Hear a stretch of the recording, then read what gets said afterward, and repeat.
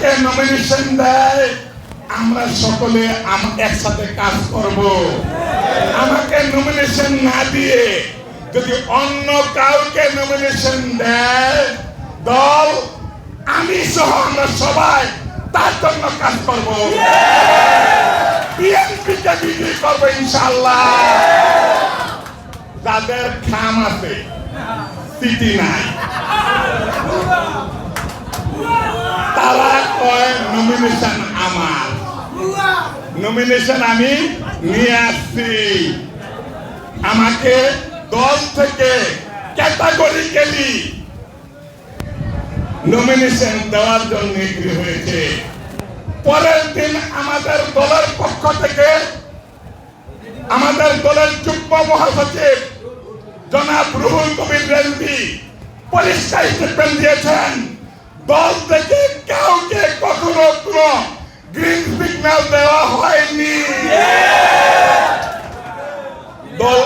দলের খাম আছে, চিঠি নাই, ওই ক্যাটাগরিক্যালি চিঠি আছে। এরকম মিথ্যা প্রবঞ্চনার কোনো প্রয়োজন নাই ভাই। আমরা শোডাউন দেই না, আমরা শোডাউন, এখন যারা শোডাউন দেয় তাদের খাম আছে, ভিতরে চিঠি নাই।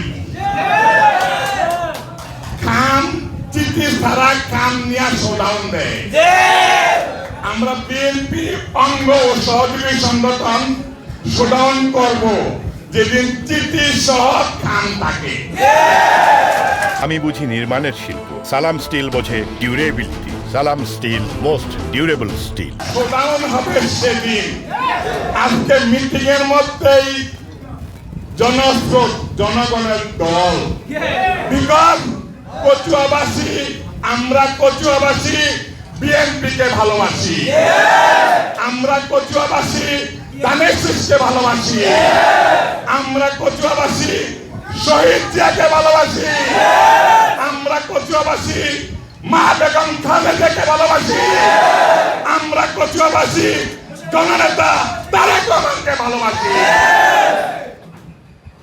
আরেকটা কথা বলতে চাই, তারা একটা দুয়ার মধ্যে আছে, দুয়া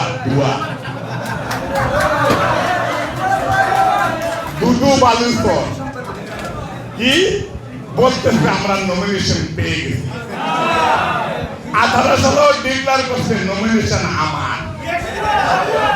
আমি কিন্তু ডিক্লার করতেছি না নমিনেশন আমার, আমি ডিক্লার করতেছি না নমিনেশন দলনেতা, দলের ভারপ্রাপ্ত চেয়ারম্যান তারেক রহমান, আমাদের দলের নেত্রী চেয়ারপারসন বেগম খালেদা জিয়া দলের সিদ্ধান্ত অনুযায়ী যে পাবে নমিনেশন তার কাছেই থাকবে ইনশাআল্লাহ। আমি সহ আমার কচুয়া উপজেলা পৌরসভা বিএনপি, যুবদল, ছাত্রদল, স্বেচ্ছাসেবক দল, কৃষক দল, শ্রমিক দল সহ সকল অঙ্গ ও সহযোগী সংগঠন সকলে তার জন্য তার সাথে কাজ করব।